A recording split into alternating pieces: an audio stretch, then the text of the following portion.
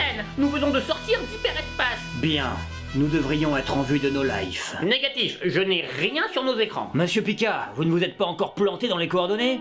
On est bien au secteur 93? Ben oui, c'est là qu'on a effectué le saut. On est au bon endroit. Ben No Life est dans le secteur 93, donc revérifiez les senseurs et écoutez sur toutes les fréquences. Je veux bien revérifier, mais je vous dis qu'il n'y a rien. Bordel, ils auraient changé de secteur. J'ai quelque chose, capitaine. Ah, parfait. C'est de la J-pop? Non, c'est un champ de débris. Je crois que No Life a été totalement détruite. Bordel de putain de merde. Salut à tous. Aujourd'hui, nous avons une triste nouvelle. Le 8 avril 2018, la chaîne de télévision No Life vient de s'arrêter définitivement. Cette chaîne avait été ouverte en 2007 et proposait du contenu geek original. On pouvait y trouver des émissions parlant de jeux vidéo, de jeux de plateau, de jeux de rôle, d'animés, de musique d'animés et de bien d'autres trucs encore. Il y a même quelques célébrités qui se sont lancées grâce à cette chaîne. Comme Monsieur Poulpe, qui avait démarré avec la web-série Nerds, et aussi l'émission Mange mon geek, qui était diffusée sur No Life. Ou Benzaï, qui, s'il avait déjà une émission aux États-Unis, a lancé le Hard Corner sur No Life. Sans oublier la web-série Noob, qui a été diffusée dessus. Et j'adore Noob. Et après 11 années à affronter toutes sortes de crises financières, la chaîne s'est finalement éteinte. À la base, elle avait été lancée par Alex Pilote et Sébastien Ruchet. Vous les connaissez peut-être pour la série France 5 ou pour les Bitoman, deux web-séries que j'ai déjà évoquées. Faut voir qu'à l'époque où No Life a été créé, Game One se barrait déjà en couille. Oui, Game One a rapidement perdu l'esprit sympa du début,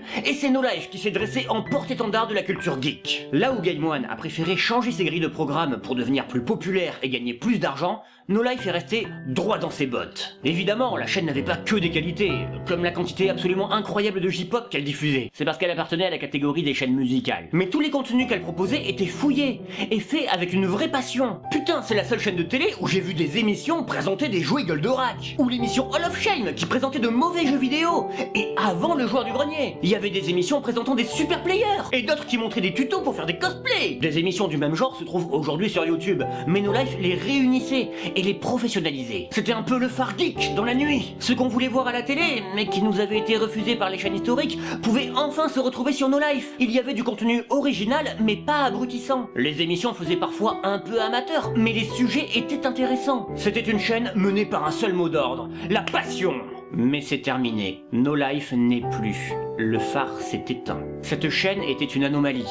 Une exception dans le paysage audiovisuel français. En fait, c'était une anomalie même à l'échelle de la planète. Que ce soit ailleurs en Europe, aux États-Unis ou même au Japon, aucune chaîne n'était comme ça. Si on fait un état des lieux de l'audiovisuel, la situation n'est pas très brillante. YouTube, qui devait nous apporter des contenus originaux et qualitatifs, est devenu le nid des pires vidéos putaclic et des vlogs faits à la va-vite. Les rares créateurs indépendants et talentueux se font racheter les uns après les autres, et ne créent plus des vidéos que pour faire des pubs. Les pires comportements qu'on attribuait aux grands groupes de l'audiovisuel sont à présent faits par des particuliers. Et en pire, arnaque, publicité déguisée, mensonges, plagiat, tout y est. De son côté, la télé bat des records de bêtises. Le cinéma enchaîne les suites et les adaptations en évitant toute originalité. La culture geek sert à présent à faire des top 10. Même les vrais passionnés sont devenus cyniques et s'amusent de la situation. Presque autant que les spectateurs. Il reste heureusement quelques gars qui cherchent toujours à faire mieux. Mais pour combien de temps? Aujourd'hui, No Life s'est éteint. Et avec eux, c'est un monument geek de la planète qui disparaît. Face au temps, tout ce qui reste de nous n'est qu'ombre et poussière.